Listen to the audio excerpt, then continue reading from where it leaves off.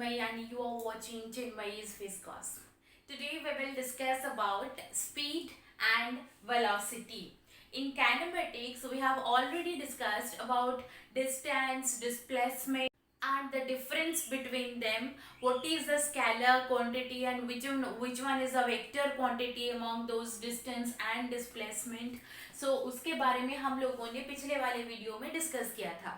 आज हम लोग देखेंगे what is speed and what is velocity, how they are related with distance and displacement. तो distance क्या था? Distance is the actual path covered by a body, but displacement is the path covered by a body in a particular direction. तो यहाँ पे देखते हैं ये speed क्या है. स्पीड को हम लोग सिंपली बता सकते हैं it is the time rate of change of distance. इसका मतलब distance covered by a body divided by the time taken to cover that much of distance. इतना डिस्टेंस जाने के लिए कितना टाइम लगेगा उस बॉडी को, तो that distance divided by that time interval, that will give me the speed of that particular object. Clear? लेकिन यहाँ पे हमें डायरेक्शन लेने की कोई ज़रूरत नहीं है. लेकिन हम लोग जब वेलोसिटी देखेंगे, so velocity is defined as the time rate of change of displacement. We know that displacement takes direction with itself. So यहाँ पे velocity will also have its direction. So we can say velocity is a vector quantity and speed is a scalar quantity. तो यहाँ पे time rate of change of displacement है और हम लोग बता सकते हैं कि एक पर्टिकुलर डायरेक्शन में द बॉडी कितना डिस्टेंस कवर किया है and divided by the time taken to cover that particular distance in that particular direction. So उसे हम लोग बताएंगे वेलोसिटी. तो इसलिए मैंने यहाँ पे मैथमेटिकली लिखा है v vector is equals to s vector by t. Velocity vector equal to displacement divided by the time. Here also speed equals to distance divided by time.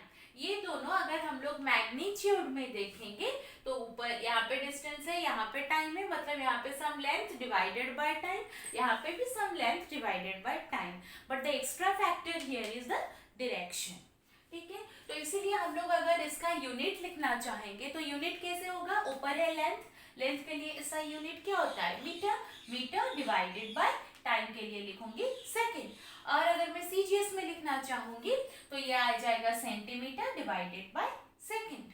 और ऊपर है लेंथ, नीचे है टाइम, तो इसका डायमेंशनल फॉर्मूला क्या आएगा? l to the power 1 t to the power -1. यहाँ पे भी तो सेम टू सेम ही है. देखिए v vector is equals to s vector by t. अगर हम लोग मैग्नीट्यूड पार्ट को देखेंगे तो this will represent the length part and this one is the time. So length divided by time. So dimensional formula is L1 t to the power -1. Here also the unit is meter per second in SI and centimeter per second in CGS. ये एक scalar quantity है. तो scalar quantity क्या होता है? It is always positive. लेकिन velocity जो है वो एक वेक्टर क्वांटिटी है. तो depending upon the situation it can be positive, can be negative और कैन बी जीरो. ठीक है, ये हो गया हमारा basic knowledge about speed and velocity. But during the study of mechanics we will come across different new terms like uniform motion, non-uniform motion, instantaneous velocity, instantaneous speed.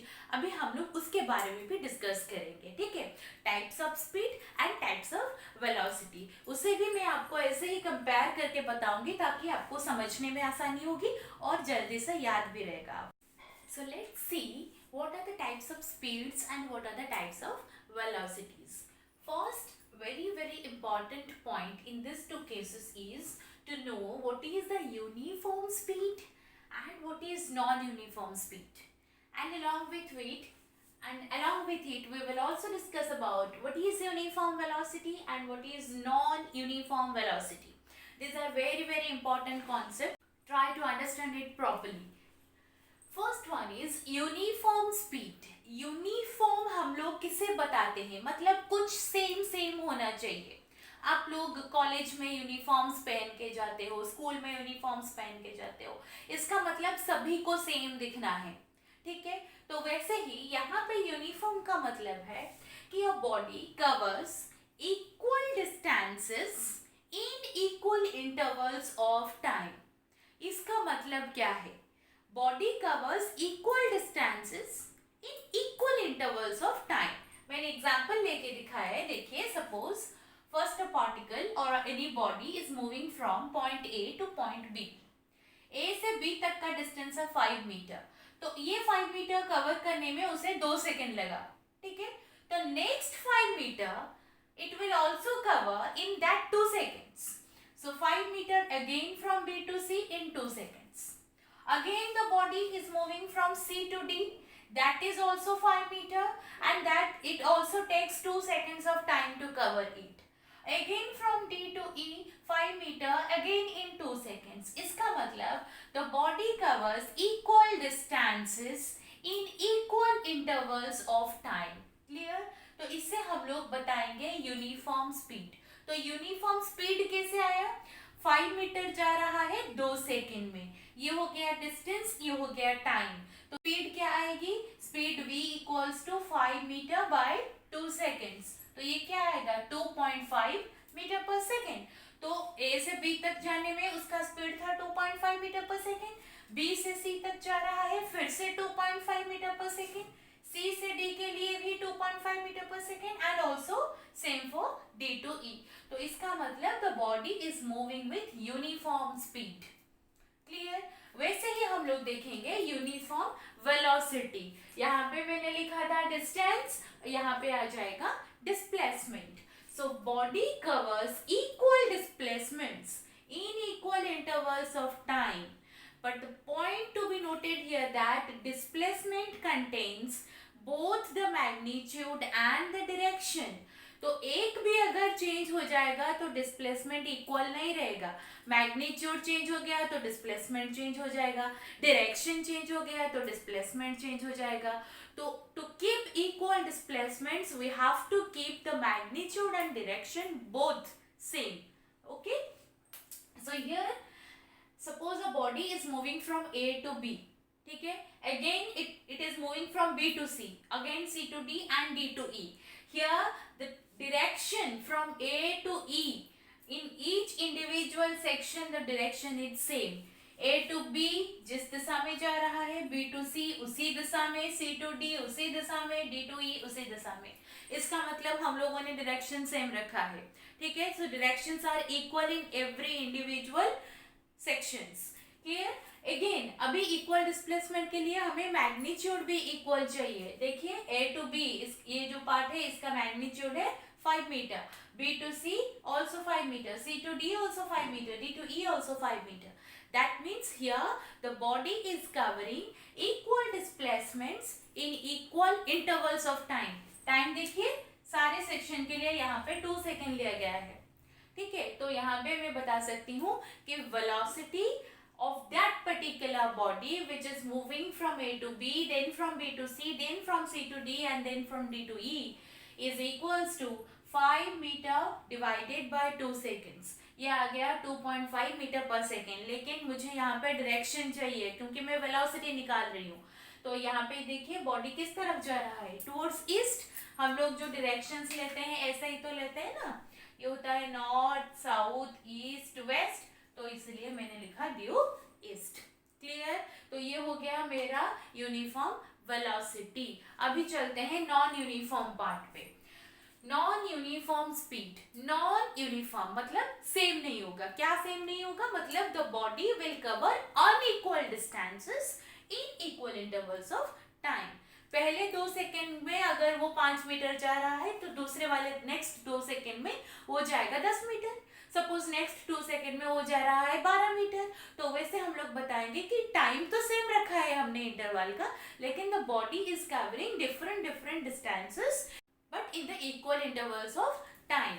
सो यहाँ पे देखिए मैंने एग्जांपल एक लिया है A to B, ये है 4 metre, body जा रहा है 2 सेकेंड में। नेक्स्ट 2 सेकेंड में इट कवर्स ओनली 2 मीटर, इसका स्पीड कम हो गया है अभी। नेक्स्ट फिर ये C से D तक जा रहा है, लेकिन नेक्स्ट 2 सेकेंड में ये कवर कर रहा है 8 मीटर।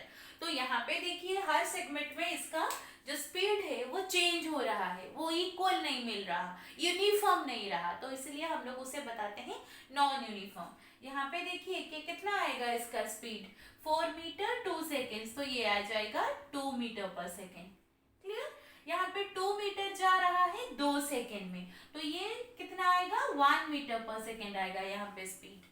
यहाँ पे स्पीड कितना आएगा, 8 मीटर जा रहा है 2 सेकेंड में, यहाँ पे स्पीड आएगा 4 मीटर पर सेकेंड। तो देखिए पहले जा रहा था 2 मीटर पर सेकेंड में, नेक्स्ट 2 सेकेंड में वो जा रहा है 1 मीटर पर सेकेंड में, नेक्स्ट 2 सेकेंड में वो उसका स्पीड हो गया 4 मीटर पर सेकेंड। तो ये तो यूनिफॉर्म नहीं रहा ना, इसलिए हम लोग इसे बताएंगे नॉन यूनिफॉर्म स्पीड। अभी आ रहा है non uniform velocity. Again here दो क्वांटिटीज हमें देखने हैं, मैग्नीट्यूड भी देखना है, डायरेक्शन भी देखना है। अगर कहीं पे मैग्नीट्यूड चेंज हो रहा है, डायरेक्शन बीइंग कांस्टेंट, तो वहां पे भी नॉन यूनिफॉर्म हो जाएगा मोशन। अगर कहीं पे मैग्नीट्यूड कांस्टेंट है लेकिन डायरेक्शन चेंज हो रहा है, तो वहां पे भी नॉन यूनिफॉर्म हो जाएगा मोशन। देखिए, body covers unequal displacements in equal intervals of time. Suppose A से बी तक जा रहा है बॉडी, यहाँ पे मैं डायरेक्शन फिक्स रख रही हूँ। देखिए ए से बी तक जा रहा है, next B to C, next C to D, एक ही पर्टिकुलर डायरेक्शन में जा रहा है, लेकिन पहले 2 सेकंड में हो गया 2 मीटर, नेक्स्ट 2 सेकंड में 4 मीटर, नेक्स्ट 2 सेकंड में सिर्फ 1 मीटर। तो इसका मतलब the body is covering on equal distances in a particular direction in the equal intervals of time. तो यहाँ पे देखिए पहले वाला सेगमेंट में मुझे क्या मिला, इसका वेलोसिटी है 1 मीटर पर सेकेंड ड्यू ईस्ट। दूसरे वाले सेगमेंट में वेलोसिटी क्या हुआ, 2 मीटर पर सेकेंड ड्यू ईस्ट। तीसरे वाले सेकंड में 0.5 मीटर पर सेकेंड ड्यू ईस्ट। तो यहाँ पे हर सेगमेंट में मुझे मिल रहा है जो वेलोसिटी है दैट इज नॉट यूनिफॉर्म। तो ये हो गया non uniform velocity.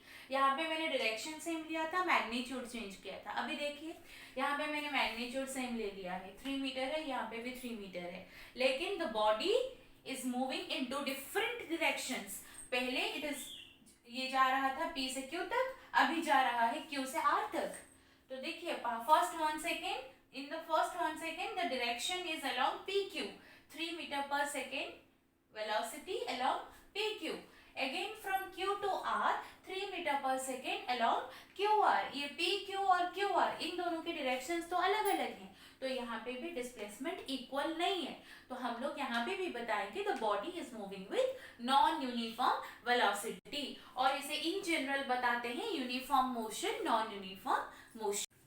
Next we will discuss about what is average speed and what is average velocity. पहले हम लोग देखेंगे कि हमें एवरेज निकालना क्यों चाहिए। देखिए अभी हम लोगों ने देखा यूनिफॉर्म मोशन और नॉन यूनिफॉर्म मोशन के बारे में। यूनिफॉर्म मोशन में हम लोग यूनिफॉर्म स्पीड ले रहे हैं या फिर यूनिफॉर्म वेलोसिटी ले रहे हैं, वहाँ पे सारे सेगमेंट में हमने देखा कि बॉडी का जो स्पीड है और जो वेलोसिटी है वो सेम आ रहा है, ठीक है। लेकिन अगर नॉन यूनिफॉर्म मोशन हो रहा है तो नॉन यूनिफॉर्म मोशन में सारे पार्ट में हम लोग देख रहे थे कि उसकी वेलोसिटी या स्पीड हमेशा चेंज हो रही है। अगर हमें अप्रॉक्सीमेटली ये जानना है कि body is moving in which speed और in which velocity, then we have to calculate the average quantity, ठीक है। तो यहाँ पे अगर हम लोग एवरेज स्पीड लेंगे तो उसे ऐसे बताएंगे, for an object moving with non uniform speed. वहां पे भी हम लोग लेंगे for an object moving with non uniform velocity. सिर्फ नॉन यूनिफॉर्म मोशन में ही हम लोग एवरेज निकालेंगे, ठीक है। तो यहाँ पे एवरेज स्पीड क्या आएगा, total distance divided by total time taken. तो इतना जितना भी डिस्टेंस कवर हो रहा है, इस टोटल डिस्टेंस को कवर करने में टोटल कितना वक्त लगा उसे हम लोग यहाँ पे डिवाइड कर रहे हैं। तो इसे मैथमेटिकली अगर मैं लिखूंगी, सपोज t1 टाइम में body is moving s1 and then in time t2 it is moving through distance s2 and again in t3 it is moving through distance s3. So here v average will be equals to s1 plus s2 plus s3 plus s4 and so on divided by the total time. तो इसे सम करके ऐसे summation में मैं ऐसे लिख सकती हूँ, sum over S I and here also sum over T I where I ranges from 1 to n। कितना भी वैल्यूज हम लोग दिया गया हो वहां तक ले सकते हैं, ठीक है। वैसे ही हम लोग एवरेज वेलोसिटी देखेंगे, तो एवरेज वेलोसिटी में क्या आएगा, ये आ जाएगा total displacement divided by total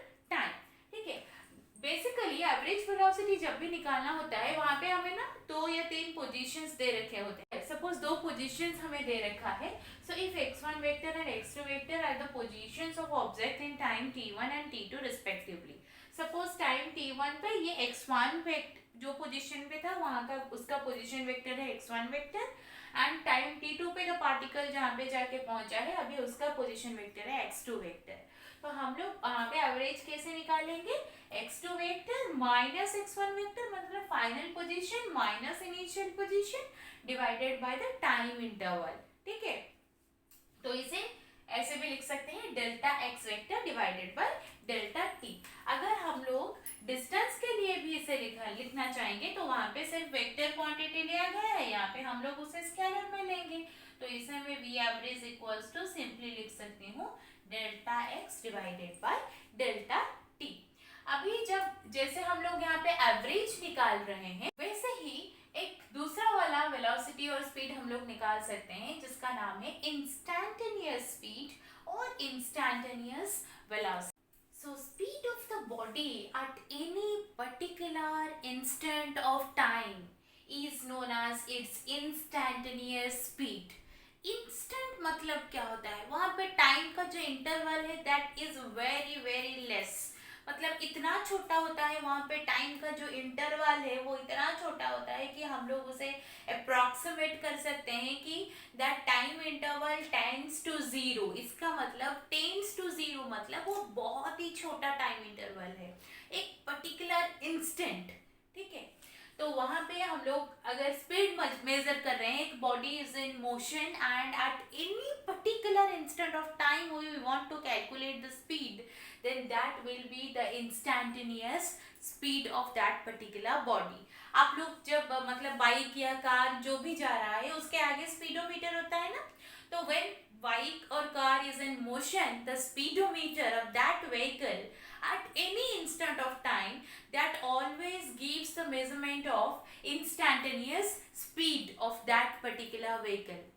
ठीक है, तो जब भी आप लोग गाड़ी में जा रहे होते हो उस स्पीडोमीटर में जो भी आपको दिखाता है उस टाइम का रीडिंग वो होता है इंस्टैंटेनियस स्पीड. उसे हम लोग मैथमेटिकली कैसे लिखते हैं? v limit delta t tends to zero. मतलब ये टाइम इंटरवल जब बहुत ही छोटा होगा मतलब at any instant of time उसका जो लिमिट हम लोग लेंगे, ये किसका लिमिट हम लोग ले रहे हैं यहाँ पे देखिए delta x divided by delta t. Delta x by delta t ये क्या था? एवरेज स्पीड था. इसलिए ये वाला इक्वेशन इसे हम लोग ऐसे लिखते हैं limiting value of average speed. ठीक है, so limit delta t tends to zero delta x by delta t will be equals to dx by dt. इसे एक्चुअली ऐसे कहा जाता है d by d t of x और time derivative of x. यहाँ पे d बाई डी टी जो है उसका पावर है 1, तो इसे बोला जाता है first order derivative of the distance x with respect to time. ठीक है, वैसे ही हम लोग लिख सकते हैं instantaneous velocity. Velocity of the body at any particular instant of time is known as instantaneous velocity. इसे भी हम लोग निकाल सकते हैं as a limiting value of the average velocity. Average velocity हम लोग ऐसे लिखते थे delta x vector by delta t. उसका लिमिट लेंगे तो यहाँ पे ऐसा आएगा dx वेक्टर बाय dt. तो ये भी है टाइम डेरिवेटिव और first order time derivative of the displacement.